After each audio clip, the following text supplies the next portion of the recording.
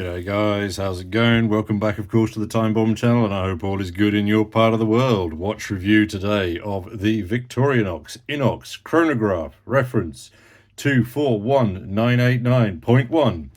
If you've ever played Valheim, this could quite possibly be the watch for you.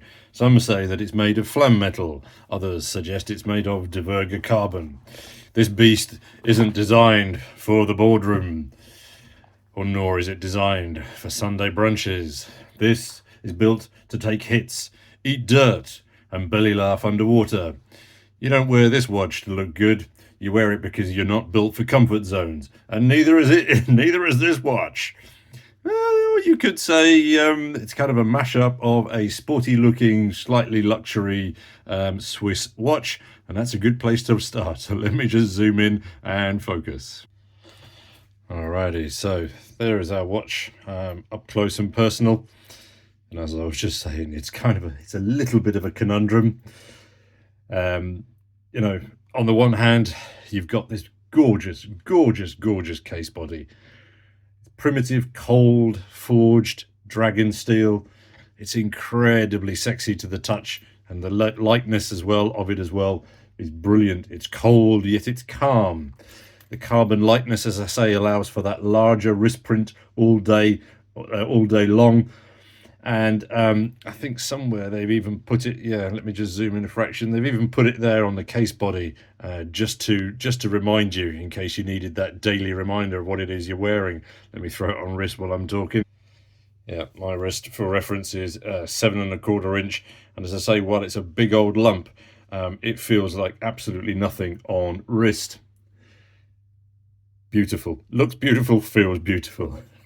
And then we start to get into on the other hand. So on the other hand, it's got some features that are oddly redundant exactly where you kind of don't want them to be. For example, that beautiful scalloped bezel, little engravings and things like that.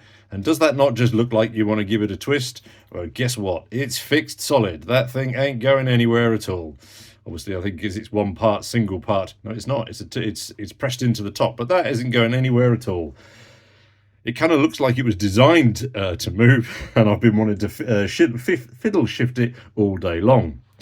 Let's zoom in a fraction close up, and as you can see, no, you can't. You've got the hands in the way. Let me just zoom them out the way so that we can get a little closer to what it is that I wanted to mention here, and screw that back in there. Okay, good, and we're good to go. So yeah, subdials. You notice obviously you've got the 3 standard subdials. And why is it then that the running seconds hand is the one subdial with the black hand? You can hardly see it at all. Let's just action the chrono and you can see what I mean. Yellow hands stand out nice and clearly against that sort of granular dial service. But the black one is, that's your running seconds, and it hides. What else hides? The tachyscale. Yes, you've got a tachyscale engraved on the inside there. And again, you can hardly see it in some lights. You can just see the text at the top there. Again, really peculiar. I think that there's so much black going on the dial that they've actually decided to include this little yellow triangle which points you in the direction of the black crown. I mean, what else is that yellow triangle for if it's not to remind you where the crown is? Answers on a postcard to the Time Bombardier at valhalla.com. Keys package then, so something a little bit more sensible. It's 43 mils across, 13 mils deep. You've got the Victorinox odd choice of 20 mil lugs. However, it comes with 2 straps, and I think there's increasingly more 21 mil straps around, so I don't think it's too much of an issue anymore. It's about 50 mils north to south, and that might depend as well on the choice of strap. This particular strap, I lost the word then, the paracord strap, actually pushes it out a little bit longer, but they've got a rubber strap here, and I'll show you that one in a second. That one fits a bit slimmer. So on this particular strap, it weighs just 100 grams. So absolutely perfect for all day comfort. 200 meters of watery goodness, sapphire crystal up top. And these retail for over £1,000 here in the UK, but they are on sale at my favourite watch shop, First Class Watches, down to 824. So the other thing I wanted to tell you is, zoom back out a fraction, you also then get kind of a cool little watch wallet down here with which to shove in your watches and straps and things like that. That's pretty cool. It's not massively padded, so think about putting your very valuable stuff in here, but something as rugged as this fella, you won't have an issue.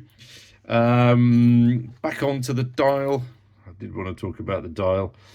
So as I say, mentioned that granular surface that you've got there. I do love the sub dials. They're sort of scooped out into that carbon dial. Again, they look very, very nice indeed. But again, the font there is potentially a little bit faint. The darker shades of black, I think the white contrasting hands and hour markers and the yellow flashes of color as well I work absolutely fantastic and mean that time telling is an absolute breeze. I'm not quite sure again why they decided to add the anti-magnetic on the dial. I don't know what it contributes. What else was I going to say? Yeah, so buzzing away inside then, actually connected to that chrono is a Ronda 5040E. They suggest you get approximately 5 years of battery life. Clearly, I've not tested that yet. And I also read somewhere that it's taken them a while to release a chronograph version of the I.N.O.X, and that's because they struggled to find a quartz movement that held up to the stress test that they put these watches under. I kind of wasn't entirely convinced by that story. Is that true, do you think, guys, or is that just marketing blurb? The chrono pushes over here are absolutely fantastic. Nice hatching on the top as well, so you get a good feel of them, and as well they're very, very stiff. You need to really crunch that down to set it off, so there's no way that you are actioning that without intention. You get a very 1970s day and date split, obviously with your Monday and your 16 down there. I can't see through the crown, so the other thing I wanted to let you know here, you get a quick set date, as you can see, but you don't get a quick set day. So you need to scooch around and scooch and scooch and scooch again to find Tuesday.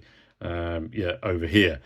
Not too much of an issue, because obviously being a grab and go quartz, you're probably going to set this and that won't be an issue. But just to bear it in mind that if you get it and you think that why isn't it moving, it's designed to be like that. Around the back, I read as well that this case back center here then is titanium, and I would say from touch and feel that that's probably accurate. The paracord strap I was worried about, because I thought it would be an absolute faff on wrist. Let me just pause and throw it on again, 1 second. Yeah, as I say, I thought that the paracord strap fitting around the back would be a little bit of a faff, but it isn't. I've got that on very tight, hang on a second. So when you close here, you've got your flappage, and basically that just tucks inside under there. So unlike NATO straps, where you've got that awful double fold on the corner there that can catch and snag on everything, here it's very sensibly placed underneath. And I kind of like the fact that you've then got that lower profile at the bottom, under your wrist, because that then means your arm has greater access to places. Also then, 1 second. Yeah, just wanted to show you as well, you've got kind of the unique feature around the back, which is the pusher to release. So give that a good push and wiggle out here. So again, wondered if they maybe couldn't have gone for something like, the Seiko fat bars, but actually they sort of sit well in there. And then let me just show you the rubber. So you get a really nice smooth rubber with these sort of yellow inner shoulders that then sort of reflect the patterns and colors that you've got on the dial. And then that just scoots, if he can do this, he says, without no, he can't knock the camera flying. Yeah, so there we go. So I've just swapped it out onto the rubber. So as you can see that then the rubber then drops down off the edges of your wrist much better.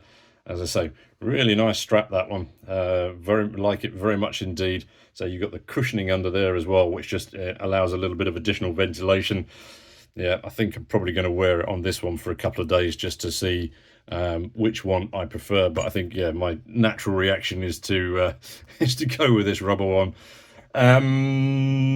What else did I want to say? So the loom looks like this. I think, yeah, generally pretty impressed with it. You've got little bits of loom all in the right places, and I think it's much better on this particular version than it is on the historic or the original versions of the I.N.O.X, because they perhaps weren't as good as they should have been. So in conclusion, the I.N.O.X series allegedly undergoes 130 tests, and sort of, has ISO ratings. There's a list of them just here. But nonetheless, Victorinox are a little bit coy about sharing more details about what those tests entail, and I think that they would perhaps win over a lot more, a greater number of fans if they were a little bit more open with that. The watch, I think, is moody, it's stealthy, it's wearable, it's full of conundrums, and I freaking love it. Well done, Victorinox, for creating such a visually very, very, very, very good looking watch in black. And as I say, that case body is absolutely delicious. Very, very impressed with that indeed. Hopefully the next version of these can ensure that there's an equal amount of budget thrown at function and form, to think about, sort of what they've been doing with the engravings and the colorings and things like that. And maybe, write in the instructions, what's that triangle actually for? Anyway, this isn't just a watch. It's a statement of resilience and purpose. It's prime time gear, baby. It's commitment, and it's going to suit you, me, and everybody else absolutely perfectly. But those are just my random thoughts as always. Over to you guys for yours. Really look forward to hearing your thoughts and comments down below, and we'll catch you all in the next vid. Cheers, guys.